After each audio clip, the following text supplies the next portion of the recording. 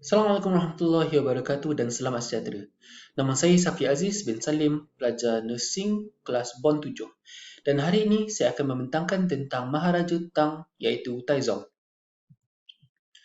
Pembentangan ini akan mengandungi biodata, peperangan yang disertai sumbangan terhadap tamadun dan juga drama. Yang pertama sekali, biodata. Nama lahir Taizong adalah Li Shimin. Beliau merupakan anak kedua daripada 22 adik-beradik dan juga anak kepada Li Wen dan Taimu.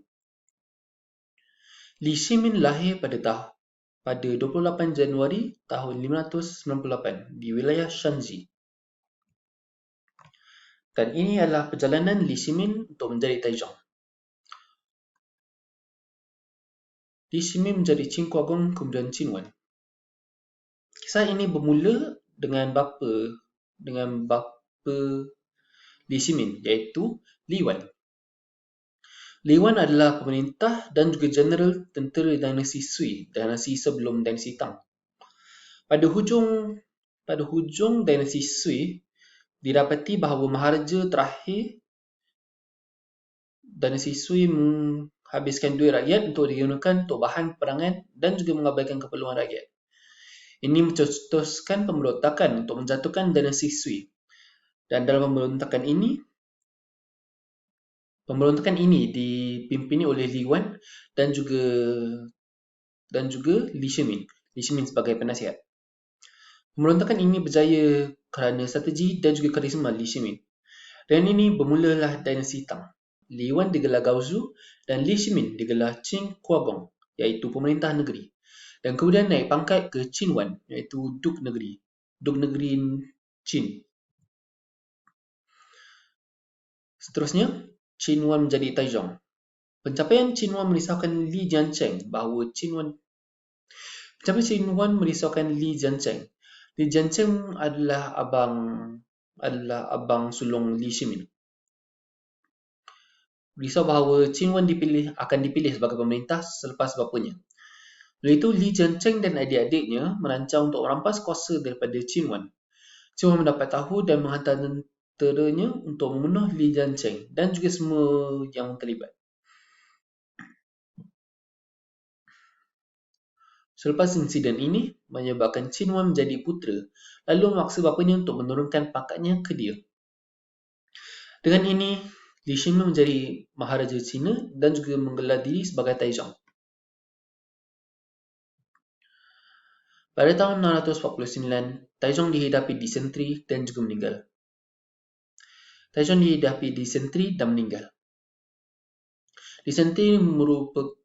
Disentri ialah kejangkitan usus yang menyebabkan ceret-beret darah. Beliau dikubumi di wilayah lahir dalam makam bernama Zhao Mausoleum. Anaknya Li Ji mewarisi gelaran Gaozong dan menyambung peperangan bapanya di Tarim Basin ketika masih hidup. Seterusnya, Li Ji dengan Wu Zhao. Selepas kematian Taizong, semua gundik-gundik Taizong dibotakkan dan dihantar ke biara untuk sepanjang hayat mereka, semua kecuali Wu Zhao. Wu Zhao merupakan setiausaha yang rapat dengan Taizong ketika Taizong masih memerintah. Wu Zhao merupakan seorang setiausaha yang sangat bijak dan juga sangat cantik. Dan Li Ji menjatuh cinta pada Wu Zhao dah lama dah. Tetapi tidak boleh. Li Ji sudah lama mencintai Wu Zhao. Disebabkan ini, Li Ji membawa dia pulang ke istana sebagai gundik sendiri. Apabila Li Ji meninggal, Wu Zhao naik tahta sebagai permaisuri dan dipanggil Wu Zetian. Wu Zetian menggunakan pengalaman sebagai setiausaha Taizong untuk memerintah dinasti Tang. Wu Zetian menggunakan pengalaman sebagai setiausaha Taizong untuk memerintah dinasti Tang. Biasanya, wanita sebagai pemimpin adalah tidak dilihat dengan bagus. Tetapi Wu Zetian berjaya memimpin dengan elok, jadi semua orang ikut saja. Pemerintah Wu Zetian merujuk pemerintahan Taizong, tetapi Wu Zetian juga menambah baikkan dasar-dasar tertentu.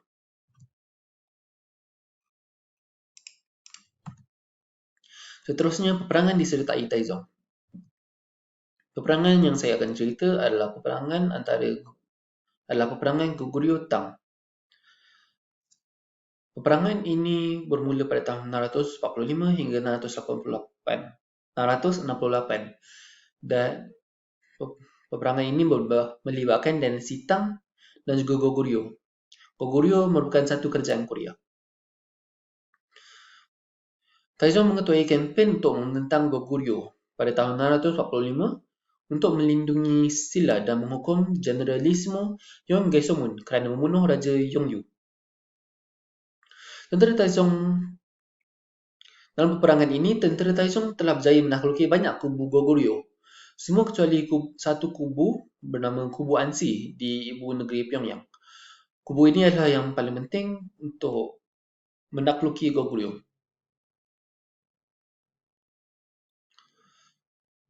Selepas bertempur selama 60 hari tanpa hasil, ramai tentera mati, bekalan semakin sedikit dan mungkin sejuk makin hampir. Beliau mengarahkan tenteranya untuk berundur. Pada tahun 647, bekalan akhirnya sudah bersedia. Taizong menyiapkan 30,000 tentera untuk ekspedisi yang baru dan juga makanan untuk setahun. Strategi baru yang diberi oleh penasihat Taizong adalah untuk membina kapal perang di kawasan yang tidak terlibat dengan peperangan. Kawasan yang dipilih adalah di wilayah Jiangnan. Taizong setuju dan menghantar Chiang Wei untuk membina kapal. Malangnya, Chiang Wei sedar bahawa orang Jiangnan tidak handal membawa kapal perang. Lalu kapal tidak dapat dibina. Ya. Sebelum kempen dapat bermula, Taizong menghidap disentri dan rasa tidak mampu menyambung peperangan antara Goguryeo. Oleh itu, kempen dibatalkan. Taizong meninggal pada 10 Julai 649. Selepas kematian Taizong, Li Jin naik takhta memegang nama Gaozong. Gaozong melancarkan serangan ke Goguryeo dan Baekje. Tang bekerjasama dengan Silla untuk menewaskan Baekje pada tahun 660. Pada tahun 666, Yeong Gaesomun meninggal.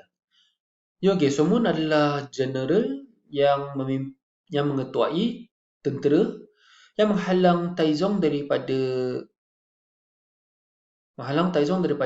menakluki kubu Ansu.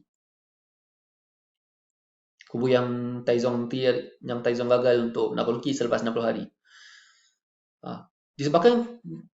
Disebabkan kematian beliau, kuasa tentera Goguryeo berkurang dengan mendadak kerana krisis mencari pengganti. Tang Silla pula menyerang Goguryeo pada tahun 667 dan berjaya untuk menakluki Goguryeo pada tahun 668. Seterusnya, sumbangan terhadap tamadun. Yang pertama adalah membuat komisen sejarah. Apabila Li Shimin menaik tahta sebagai Taizong, antara perkara pertama beliau lakukan adalah mencatat kebangkitan dan juga keruntuhan dinasti Sui dan bagaimana Taizong mewujudkan dinasti Tang. Maklumat ini bertujuan untuk menjadi sumber rujukan untuk pemerintah akan datang tentang apa yang harus dilakukan dan dielakkan sebagai pemerintah untuk mengekalkan masyarakat yang maju dan juga bagaimana untuk mengelakkan pemberontakan. Perkara kedua yang Taizong lakukan adalah tingkatkan hubungan China dengan Tibet. Taizong memberi anak perempuan angkatnya sebagai menantu kepada Raja Tibet dan menandatangani perjanjian damai dengan raja tersebut pada tahun 634. Pertukaran ini meningkatkan toleransi orang Cina terhadap orang atau agama yang lain. Agama Buddha semakin popular berbanding agama Confucianism dan juga Taoism. Dan pada masa ini, agama Kristian disebarkan pada tahun 635 dan agama Zoroastrian pada tahun 638. Yang ketiga, meningkatkan pandangan masyarakat terhadap etnik yang berbeza. Orang Cina dulu dan juga kini sangat resis.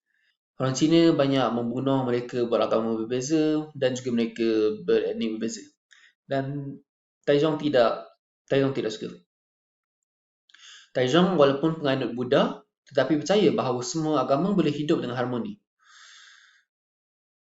Tindakan beliau adalah dengan menaikkan pangkat mereka yang berbeza etnik di mahkamah dan juga mendengar nasihat daripada kaunselor-kaunselor beliau.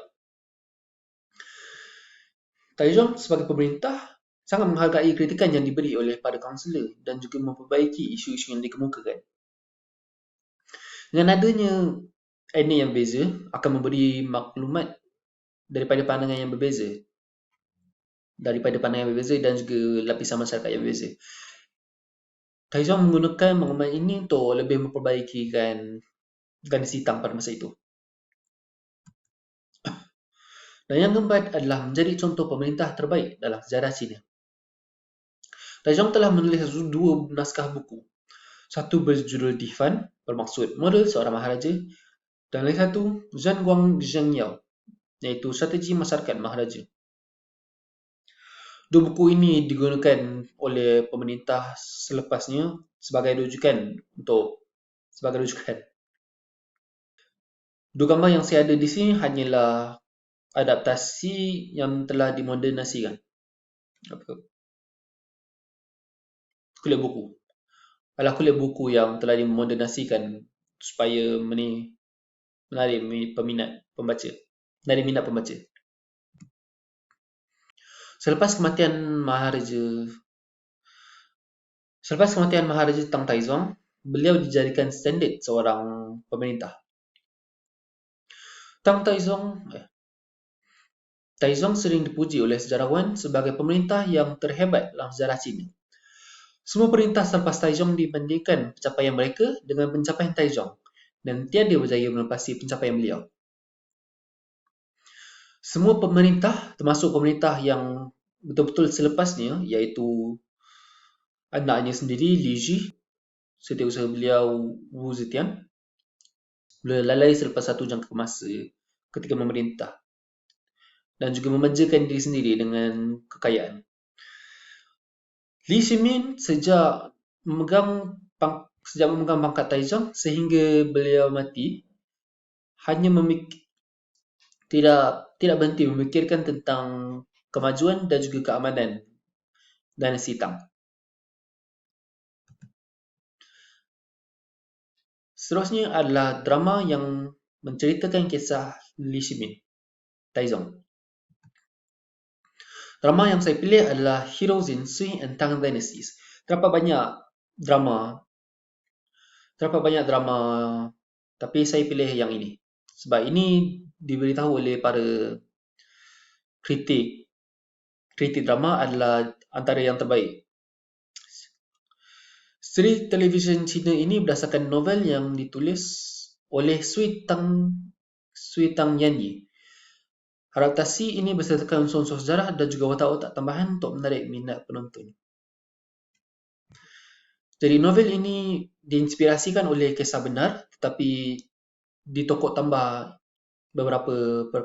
beberapa elemen untuk tujuan hiburan. Drama ini mengisahkan sejarah bagaimana dinasti Sui jatuh dan juga kebangkitan dinasti Tang. Skrip filem ini ditulis oleh Shan Tianfang dan diarah oleh Chung Siu Hung.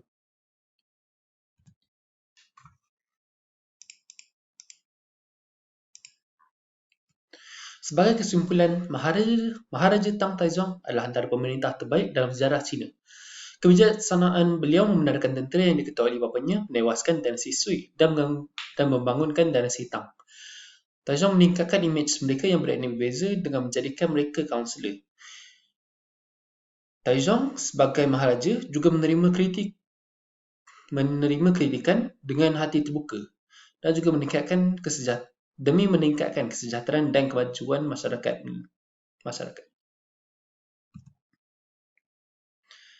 Dan ini adalah rujukan yang saya gunakan.